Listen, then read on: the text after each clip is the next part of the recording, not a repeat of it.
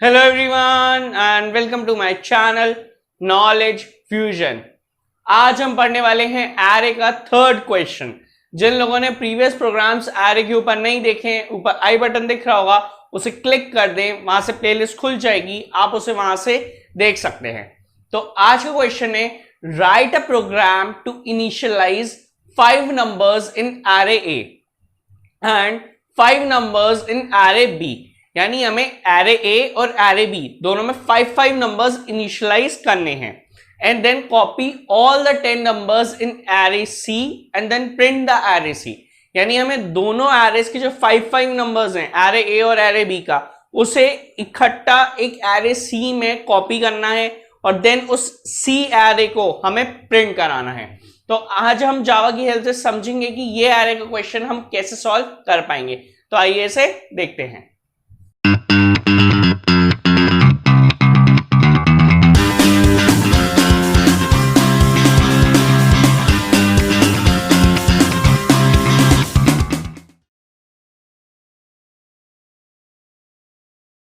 इस प्रोग्राम को सॉल्व करने से पहले मैंने आपको एक बात बता दूं, एरे की जो बेसिक बातें होती हैं आपको पता होनी चाहिए कि हम एरे की लेंथ कैसे निकालते हैं, एरे के टर्म्स इंडेक्सिंग क्या कैसे काउंट होती है। तो इसके लिए मैंने एक एरे की वीडियो अपलोड की थी, व्हाट इज एन एरे, वो आप जरूर देखिएगा। ऊपर आई बटन दिख रहा होगा, उसे क्लिक करें, वहां से वीडियो खुल जाएगी, आप उसे देख सकते हैं। अगर आपको ये सारी चीजें पता होंगी तो ये क्वेश्चन बहुत ईजिली सॉल्व होगा।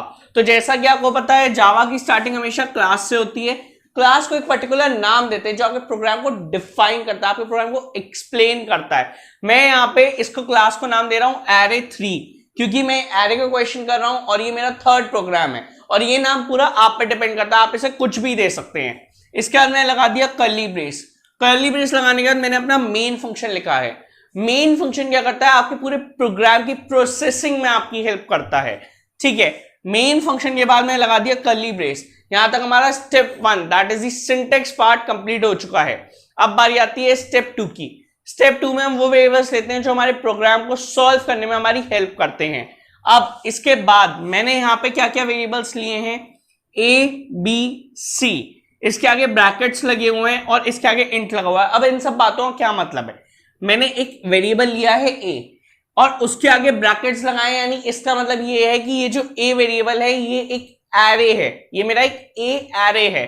ठीक है, अब इसके बाद मैंने इसके अंदर 5 एलिमेंट्स इनिशियलाइज कर दिए, 5 नंबर्स अपनी मर्जी से इनिशियलाइज कर दिए।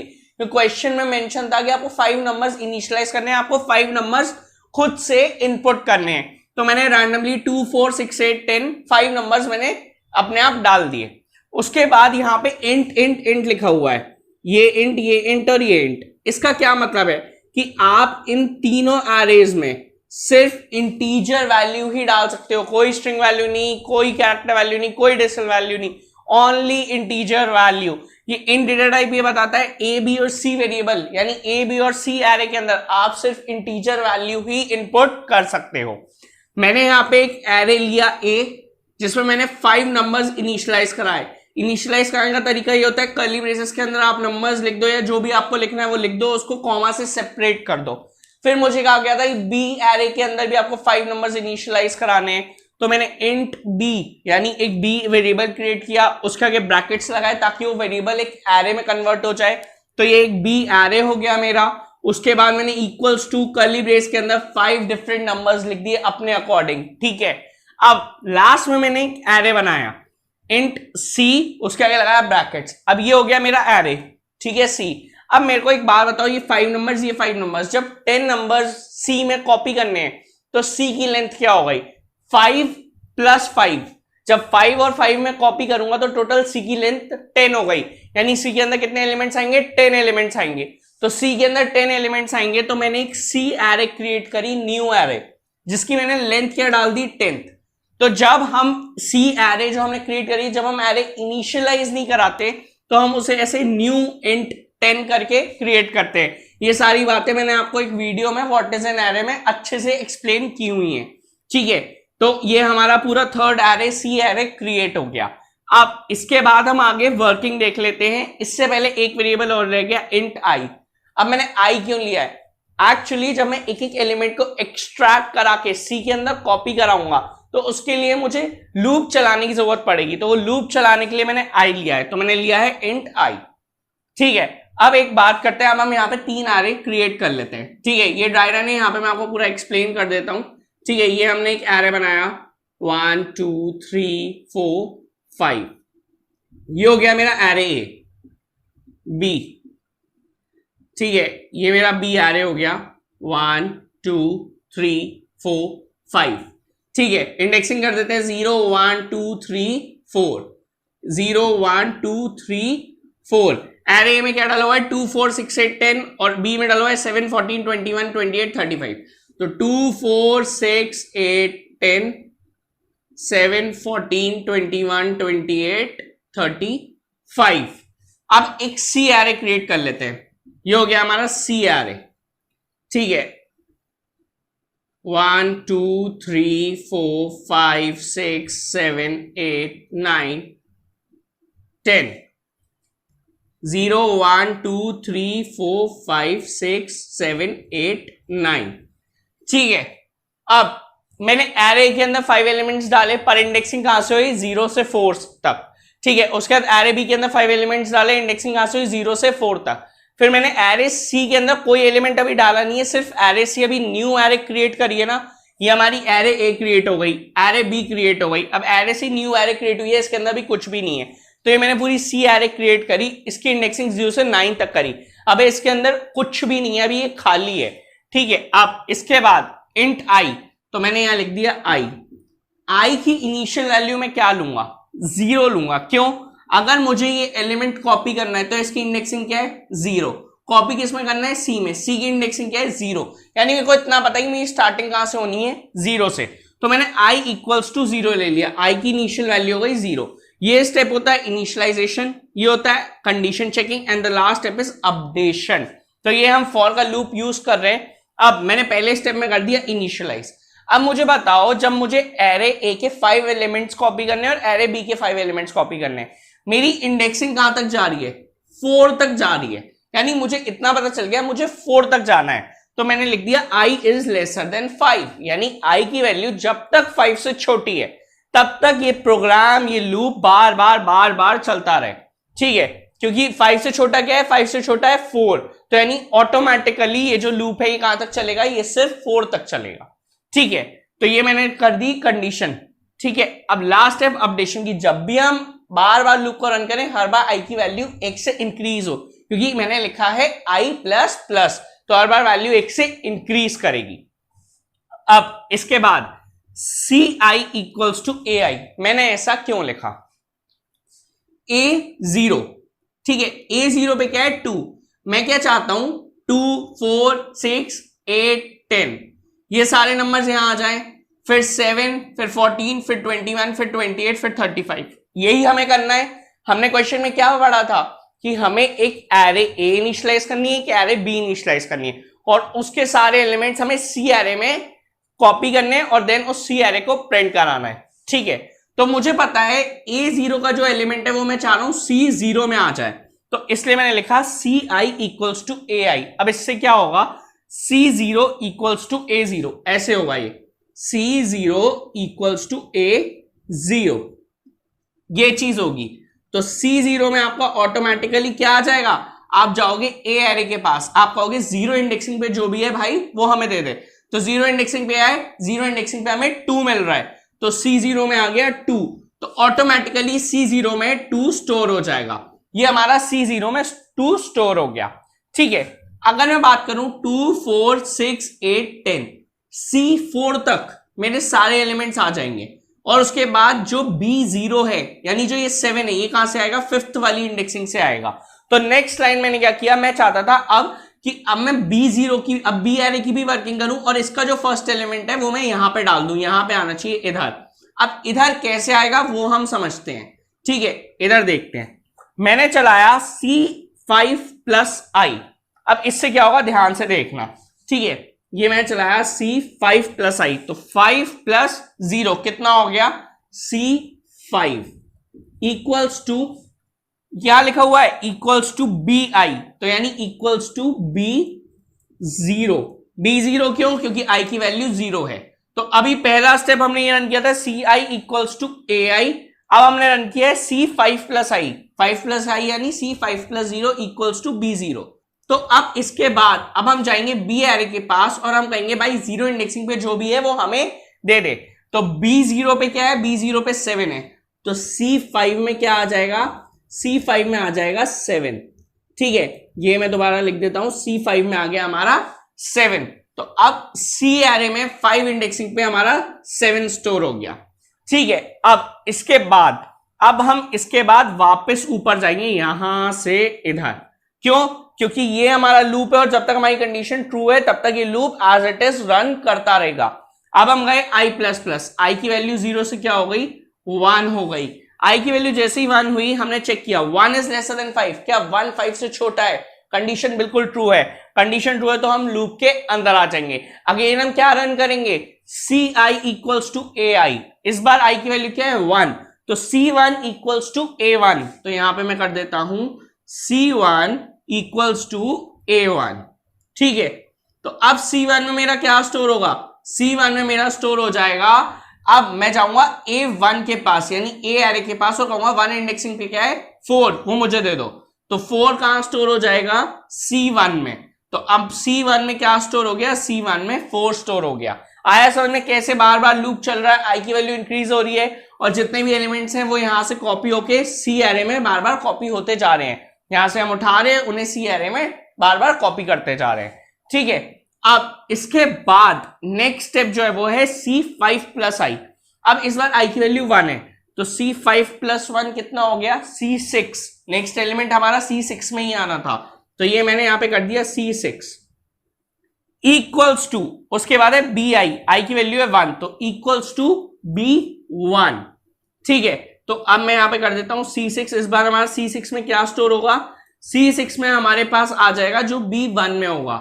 ठीक है, तो हम बी एरे के पास गए, हमने देखा 1 इंडेक्सिंग पे गया है, 1 इंडेक्सिंग पे 14 है, तो C6 में हमारा 14 स्टोर हो गया, यानी हमें इधर 14 मिल गया, एरे के अंदर हमने 14 कॉपी कर दिया। अब हम वापस ऊपर जाएंगे आई प्लस प्लस, फिर से आई की वैल्यू को 1 से इंक्रीज करेंगे, तो इस बार आई की वैल्यू 1 से क्या हो जाएगी, इस बार आई की वैल्यू 1 से 2 हो जाएगी। अब हम वापस कंडीशन चेक करेंगे, 2 इज लेसर देन 5, क्या 2 5 से छोटा है, कंडीशन हमारी ट्रू है। कंडीशन ट्रू है तो हम लूप के अंदर आ जाएंगे। लूप के अंदर आए तो इस बार क्या है, सी आई इक्वल्स टू ए आई, पर इस बार आई की वैल्यू है 2, तो इस बार मैं कर दूंगा C2 इक्वल्स टू A2। ठीक है, तो इस बार C2 में मुझे क्या मिलेगा, अब मैं जाऊंगा A एरे के पास और अब मैं कहूंगा 2 इंडेक्सिंग पे क्या है, 2 इंडेक्सिंग पे 6 है, तो इस बार C2 में क्या स्टोर हो जाएगा, 6 स्टोर हो जाएगा। तो इस बार में C एरे में 2 इंडेक्सिंग पे 6 स्टोर कर दिया। अब हम नेक्स्ट स्टेप पे आएंगे, C5 प्लस आई, इस बार आई की वैल्यू है 2, तो C5 प्लस 2 यानी C7, अगली इंडेक्सिंग 7 थी, हमें 7 में ही स्टोर करना था, तो C7 इक्वल्स टू बी आई, क्या लिखा हुआ है, इक्वल्स टू बी आई, इस बार आई की वैल्यू 2 है तो इक्वल्स टू B2। ठीक है, तो इस बार हमें C7 पे क्या मिलेगा, हम जाएंगे बी एरे के पास और हम कहेंगे सेकंड इंडेक्सिंग पे जो भी है वो हमें दे दो। तो हम गए बी एरे के पास, हमने देखा सेकंड इंडेक्सिंग पे हमें क्या मिल रहा है, 21 मिल रहा है, तो C7 पे हमने 21 स्टोर कर दिया। ठीक है, तो अब C7 में क्या आ गया हमारा, 21 आ गया। इसके बाद अब हम वापस ऊपर जाएंगे आई प्लस प्लस, तो आई की वैल्यू क्या हो जाएगी, आई की वैल्यू फिर से 1 से इंक्रीज हो जाएगी, तो इस बार आई की वैल्यू 2 से 3 हो जाएगी। अब हम वापस कंडीशन चेक करेंगे, 3 इज लेसर देन 5, क्या 3 5 से छोटा है, कंडीशन बिल्कुल ट्रू है, कंडीशन ट्रू है तो अंदर आ जाएंगे, सी आई इक्वल्स टू ए आई। ठीक है, अब सी आई यानी C3, क्योंकि इस बार आई की वैल्यू क्या है 3 इक्वल्स टू A3, तो अब हम क्या करेंगे, ए एरे के पास जाएंगे और उससे कहेंगे कि थर्ड इंडेक्सिंग पे जो भी है वो हमें दे दो। हम ए एरे के पास गए, थर्ड इंडेक्सिंग पे क्या था 8, तो हम वहां से 8 ले आए, हमने 8 कहां स्टोर करा दिया, C3 में, तो ये C3 में हमारा 8 स्टोर हो गया। अब नेक्स्ट स्टेप क्या है, C5 प्लस आई, इस बार आई की वैल्यू कितनी है, आई की वैल्यू है 3, तो C5 प्लस 3 यानी C8, C8 is equals to B I यानी B3, क्योंकि आई की वैल्यू है 3, तो C8 is equals to B3, तो ये हमने यहां पे लिखा C8 इक्वल्स टू B3।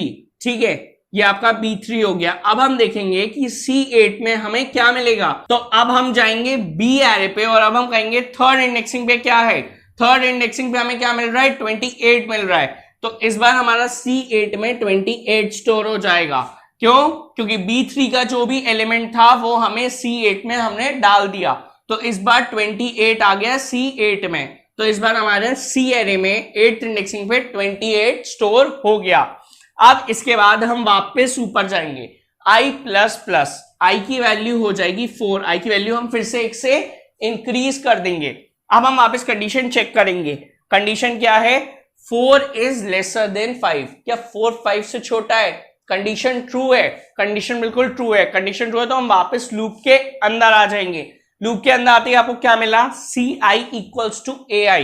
इस बार i की वैल्यू क्या है, 4, तो C4 इक्वल्स टू A4। तो हमने यहां पे करा C4 इक्वल्स टू A4। ठीक है, तो इस बार हमें C4 पे क्या मिला, C4 पे हमें मिल गया A4 पे जो भी एलिमेंट है वो हमें C4 पे मिल गया। तो अब हम गए ए एरे के पास, हमने देखा फोर्थ इंडेक्सिंग पे क्या है, फोर्थ इंडेक्सिंग पे 10 है, तो हमें C4 में 10 मिल गया। तो इस बार हमने C एरे में फोर्थ इंडेक्सिंग पे 10 डाल दिया। ठीक है, अब नेक्स्ट स्टेप पे आए हम। अब यहां क्या था, C5 प्लस आई। ठीक है, तो अब C में जो है 5 प्लस आई है, I की वैल्यू है 4, तो 5 प्लस 4 9, और आगे क्या है BI, I की वैल्यू क्या है 4, तो C9 इक्वल्स टू B4। ठीक है, तो अब क्या होगा, अब हम देखेंगे कि C9 पे हमें क्या मिलेगा, जो हमारा B4 पे होगा वो हम C9 के अंदर डाल देंगे। ठीक है, तो अब हम जाएंगे B एरे के पास और अब हम कहेंगे कि फोर्थ इंडेक्सिंग पे जो भी है वो हमें दे दो। तो फोर्थ इंडेक्सिंग पे क्या था, 35 था, तो 35 जो है वो किस में आ जाएगा, C9 में। ठीक है, ये हमारा हो गया 35 जो हमारा C एरे के अंदर 9th इंडेक्सिंग पे आ गया। अब इसके आगे बढ़ने से पहले आप देख सकते हैं मेरी पूरी C एरे फिल हो गई। इनफैक्ट जो एलिमेंट्स मैंने कॉपी किए थे वो एग्जैक्ट सही कॉपी हुए हैं। 2 4 6 8 10, 2 4 6 8 10, 7 14 21 28 35, 7 14 21 28 35। यानी इससे हमें ये समझ में आ गया कि हमने बिल्कुल सही कॉपी किया है दोनों ही एरेस को थर्ड एरे के अंदर। अब जैसे ही हम ऊपर जाएंगे वापस i प्लस प्लस, i की वैल्यू को 1 से इंक्रीज करेंगे, तो i की वैल्यू हो जाएगी 5। ठीक है, अब हम वापस कंडीशन चेक करेंगे, 5 is lesser then 5, condition true है, कंडीशन हो गई फॉल्स। कंडीशन जैसी फॉल्स हुई आप लूप के बाहर आ गए। लूप के बाहर आते ही आपने देखा आपको एक और लूप मिल गया। अब क्या करना था, हमें सबसे पहले एलिमेंट्स को कॉपी करना था, C एरे को तैयार करना था। हमारी C एरे तैयार हो चुकी है, अब हम इसे प्रिंट कराएंगे। तो प्रिंट कराने के लिए मैं ये सब रब कर देता हूं, अब देखते हैं कि प्रिंट कैसे होगा। ठीक है, अब हमें एक और एरे मिल गई। अब एरे क्या है, for i equals to 0, i is lesser than 10। इस बार लेसर देन 10 तक क्यों चला, मुझे C एरे प्रिंट करानी है, 0 से लेकर 9 तक जा रही है, तो इसलिए मैं चलाया लेसर देन 10, क्योंकि 10 से छोटा क्या है 9, तो इसलिए मैंने लेसर देन 10 चला दिया। i प्लस प्लस, हर बार i की वैल्यू 1 से इंक्रीज हो। ठीक है, तो i equals to 0, 0 is less than 10, क्या 0 10 से छोटा है, कंडीशन ट्रू है, कंडीशन ट्रू है, हम वापस लूप के अंदर आ जाएंगे। लूप इतना सा है जब तक ये कंडीशन फॉल्स नहीं होगी ये बार बार चलता रहेगा। ठीक है, इसके अंदर क्या लिखा हुआ है, SOPLN, system dot out dot print ln। Full form आप यूज करेंगे, आप शॉर्ट फॉर्म यूज नहीं कर सकते, मैं आपको समझा रहा हूं इसलिए यूज कर रहा हूं, आप हमेशा फुल फॉर्म यूज करेंगे। अब इधर ln का मतलब क्या है, 2 4 6 8 10। ठीक है, 2 4 6 8 10। अगर आप चाहते हो कि आपके नंबर्स हर एक लाइन में डिफरेंट प्रिंट हो तो आप ln यूज करेंगे। ln का काम होता है चीजों को डिफरेंट लाइंस में प्रिंट करना, हर बार एक सेंटेंस प्रिंट करने के बाद अपनी लाइन को चेंज करना। एक सेंटेंस का मतलब है कि आप इसके अंदर जो भी लिखोगे वो पूरा पहले प्रिंट हो जाए, उसके बाद जब कुछ और दोबारा चले या कुछ और ये स्टेप दोबारा रन करे तब वो अपनी लाइन चेंज करे। और अगर आप चाहते हो कि सारी चीजें एक ही लाइन में प्रिंट हो इस तरीके से, तो आप क्या करोगे, आप सिर्फ SOP का यूज करोगे। ठीक है, तो मैंने ln का यूज किया है, मैं चाहता हूं कि हर एक एलिमेंट डिफरेंट लाइन में प्रिंट हो। ठीक है, तो अब देखते हैं प्रिंट होगा कैसे। अगर मैं इसके आगे लगा देता इन्वर्टेड कॉमास, ठीक है, तो क्या होता, मेरा सी आई प्रिंट हो जाता। कैसे? ये ऐसे। अगर कोई चीज इन्वर्टेड कॉमास के अंदर होती है तो वो एज इट इज प्रिंट हो जाती है, और कोई चीज अगर इन्वर्टेड कॉमास के बाहर होती है तो उसकी वैल्यू प्रिंट होती है। तो एसओपीएल में लिखा है सी आई, आई की वैल्यू क्या है 0, तो सी 0 की वैल्यू क्या है, तो हम गए सी आई के पास, हमने देखा 0 इंडेक्सिंग पे हमें क्या मिल रहा है, 2 मिल रहा है, यानी सी 0 की वैल्यू है 2, तो हमारा ये आउटपुट स्क्रीन पे 2 प्रिंट हो गया। अब हम वापस ऊपर गए आई प्लस प्लस, तो आई की वैल्यू क्या हो गई, आई की वैल्यू 1 हो गई, ये हमारा 2 प्रिंट हो चुका है, आई की वैल्यू 1 हो गई। अब हम वापस कंडीशन चेक करेंगे, 1 इज लेसर देन 10, क्या 1 10 से छोटा है, कंडीशन ट्रू है। हम अंदर आ गए एसओपीएलएन सी आई, तो इस बार आई की वैल्यू क्या है 1, तो C1 पे क्या प्रिंट होगा, C1 पे 4 प्रिंट हो जाएगा। अब एलएन था तो 2 प्रिंट होने के बाद अपने आप लाइन चेंज हो गई थी, इसलिए 4 जो है वो नेक्स्ट लाइन में प्रिंट हुआ। अब 4 प्रिंट होने के बाद लाइन अपने आप चेंज हो गई, अब जो नेक्स्ट एलिमेंट है वो नेक्स्ट लाइन में प्रिंट होगा। तो अब हम वापस ऊपर जाएंगे, आई की वैल्यू होगी 2, ठीक है, वापस कंडीशन चेक होगी, 2 is lesser than 10, condition true है।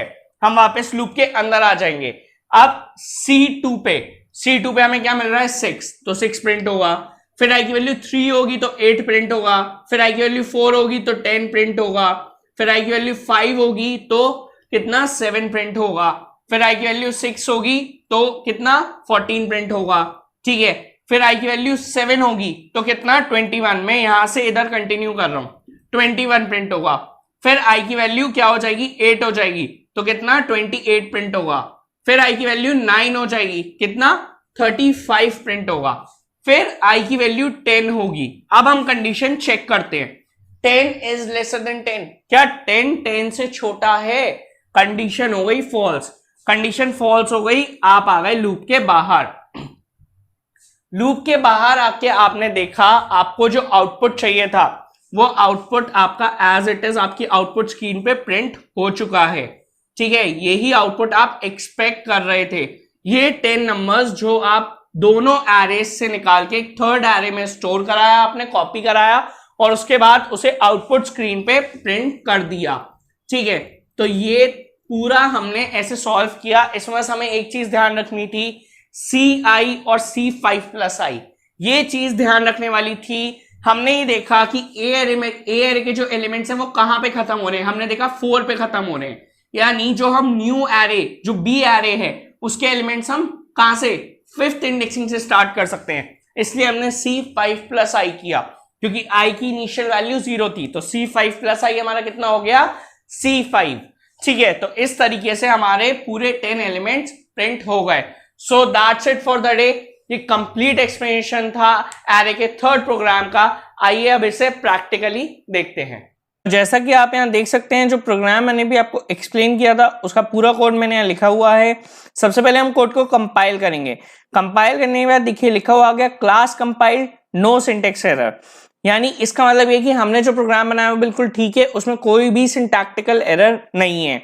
अब बात करते हैं, मैं इसमें आपको 2 बार आउटपुट दिखाने वाला हूं। 2 केसेस हैं। पहला केस जिसमें हमने एसओपीएलएन की लाइन में एलएन का यूज किया है, एलएन यानी हर हमारे एलिमेंट के बाद लाइन चेंज हो, और सेकेंड केस में दिखाऊंगा जिसमें लाइन चेंज नहीं होगी, सारे एलिमेंट्स एक ही लाइन में प्रिंट होंगे। तो दोनों में क्या डिफरेंस है वो हम देखेंगे।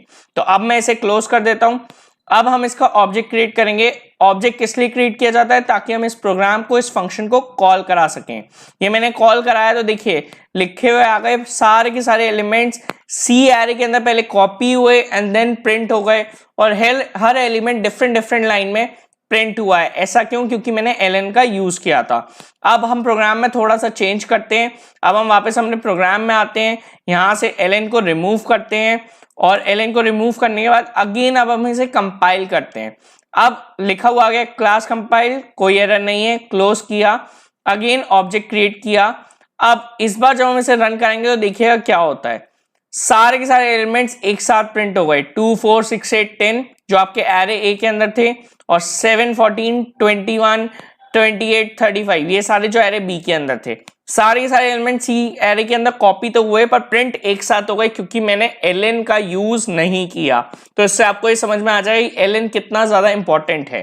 तो इससे हमें श्योर हो गया कि हमारा जो प्रोग्राम है वो हमें करेक्ट आउटपुट प्रोवाइड कर रहा है। आई होप आपको ये प्रोग्राम क्लियर हुआ होगा। अगर ये वीडियो पसंद आई हो तो इसको लाइक करें, शेयर करें और चैनल को जरूर सब्सक्राइब करें। और एक इंपॉर्टेंट बात, अगर आपको कोई भी कैसा भी डाउट है या फिर कोई भी क्वेरी है तो आप मुझे कांटेक्ट कर सकते हैं। मेरी मेल आईडी, मेरा कांटेक्ट नंबर और मेरी इंस्टाग्राम आईडी डिस्क्रिप्शन बॉक्स में अवेलेबल है। Have a good day.